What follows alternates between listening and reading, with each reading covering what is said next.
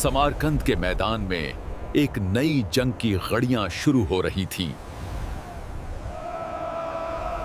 आज हम दिखाएंगे कि ईमान और हिकमत की ताकत सब पर गालिब आती है।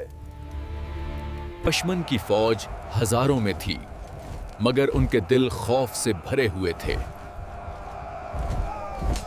हिम्मत रखो, फतह हमारे ईमान में छुपी है। आगे बढ़ो, हर कदम पर अल्लाह हमारे साथ है। दुश्मन ने पहले हमले की तैयारी की, लेकिन यह मैदान सिर्फ एक फातेह के लिए था। हमें दुश्मन को जमीन के जरिए और हवा के जरिए शिकस्त देनी है। हैदर खान ने अपनी फौज को 3 हिस्सों में तकसीम किया ताकि दुश्मन को चारों तरफ से घेरा जा सके। दुश्मन के दाएं बाजू की फौज पहली बार लर्जने लगी।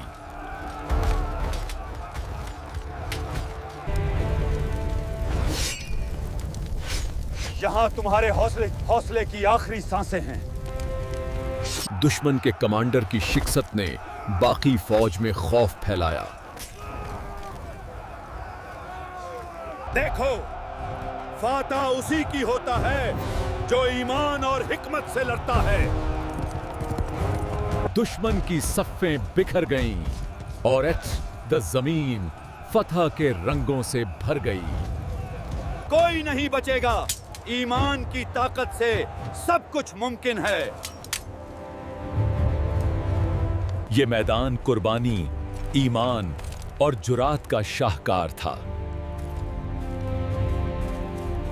और यूं तारीखी फतह समरकंद के नाम हुई। दुश्मन की बाकी फौज आखिरी कोशिश के लिए जमा हो रही थी, मगर दिलों में खौफ छाया हुआ था। हमें हर रुख से हमला करना है, कोई भी मौका जाया नहीं होना चाहिए। आज दुश्मन ये जान ले कि मुसलमान कभी ना झुकते हैं। दुश्मन के सिपाही खौफ के मारे बिखर गए और मैदान में दहशत की बज़ा छा गई। हौसला रखो, फतह अभी मुकम्मल नहीं हुई। दुश्मन की आखिरी सफ़ें भी नहीं बचेंगी। हिम्मत करो, हमारे ईमान की ताकत से कोई नहीं बच सकता। दुश्मन के लिए हर लम्हा खौफनाक था, क्योंकि तलवारें उन्हें हर समत से घेरे हुए थीं। आसमान पर कबूतर परवाज कर रहे थे और जमीन पर खून, मगर ये खून कुर्बानी और फतह का था। देखो, ये वो ताकत है जो ईमान से पैदा होती है।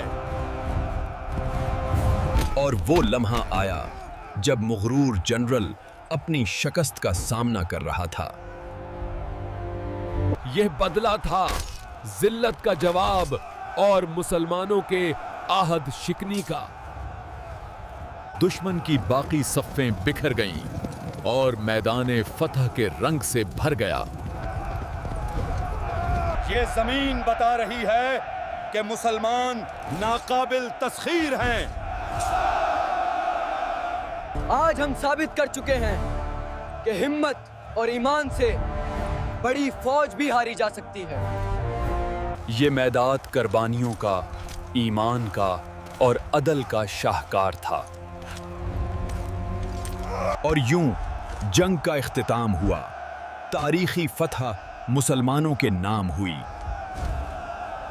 ये फतह सिर्फ तलवार की नहीं, ईमान और हिकमत की थी।